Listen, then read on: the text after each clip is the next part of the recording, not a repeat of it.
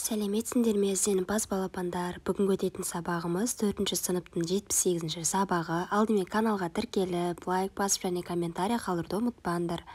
Бүгінгі сабағымыздың тақырыбы көмектес септік, табиғатты қорғаймын. Көмектес септіктің жалғауларын білетіміз және де өз пікірімізді дәлелдеп үйренеміз. 68-ші жаттығу жұмбақты оқып, шешуін тап. Тұмсығы мені ояды, ұя салып қояды. Табындаршы балалар, ол қандай құс болады? Қарамен жазылған сөзге сұрақ қой.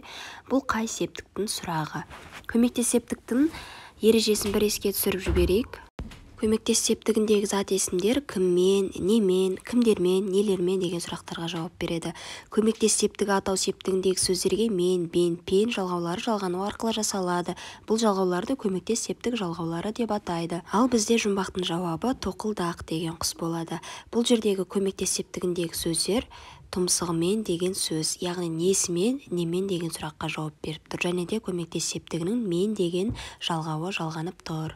Келесі жаттығу сөйлемдерді көшіріп жаз. Мұхиттар теңіздермен жалғасып жатыр. Ақбидай күннің нұрымен, жаңбырдың суымен өседі. Гүлсім табиғатты аялау туралы әңгімені зор ықыласпен тыңдады. Марат мұзайдынға атасымен келді. Бір-біріңе түсіндіре отырып сөйлем мүшесіне талдандар. Көмектес септігіндегі сөздер сөйлемнің қандай мүшесі болып тұрғанын айтыңдар. Біздегі көмектес септігіндегі сөздер теңіздермен, нұрымен, атасымен және суымен деген сөздер, яғни немен, кіммен деген сұрақтарға жауап беріп тұр. Ал сөйлемдерді сөйлем мүшелеріне талдайтын болсақ, мұхиттар нелер зат есім, теңіздермен, нелермен толықтауыш болып тұр, жалғасып жатыр, не істедіп баяндауыштың қызметінде тұр. Ақбидай не, күннің нұрымен толықтауыш, жаңбырдың анықтауыш, суымен өседі баяндауыш.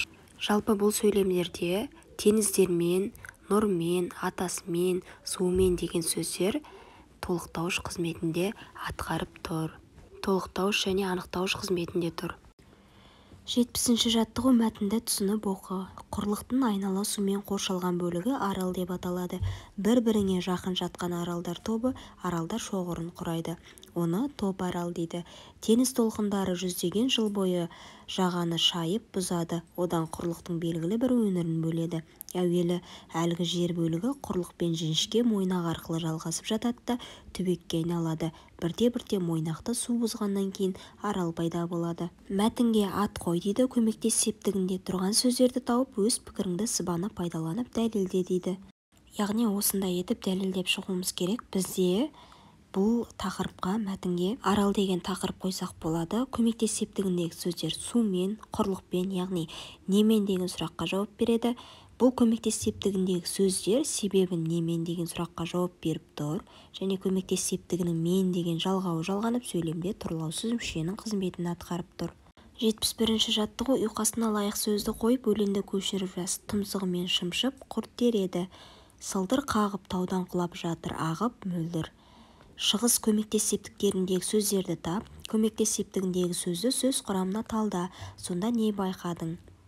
Көп нүктенің орнына мынандай сөздер қойсақ болады. Тұмсығымен шымшып, құрт тереді шымшық.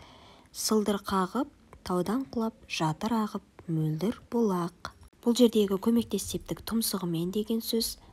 Егер сөз құрамына талдайтын болсақ, тұмсық, яғни атау септігінде тұрда, оған мен деген көмектес септіктің жалғауы жалғанып тұр, яғни тұмсық деген зат есім.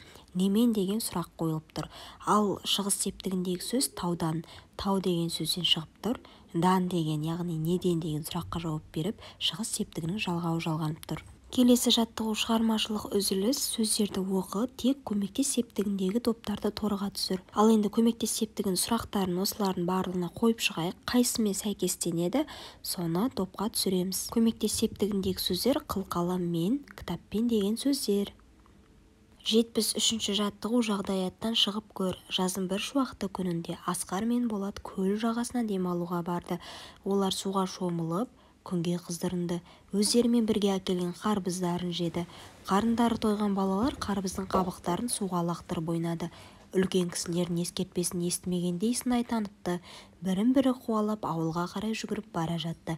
Балалардың әрекетін қалай бағалар едің? Олардың орнында болсаң, не істер едің? Жалпы балалардың іс-әрекеті дұрыс емес. Табиғатты қоршаған ортаны, таза ауаны ұстау өзімізден басталады. Сол үшін арнайы қоқыс орындарын пайдаланып, үлкен кісілерді тыңдап жүру қажет. Ал балалардың орнында сендер не істер едіңдер? Оны өздерің жазасыңдар. Жалпы сендердің ойларыңша балалардың істеп жатқан әрекеті дұрыс па? Бүгінгі сабағымыз осымен аяқталды. Сау болыңдар балалар.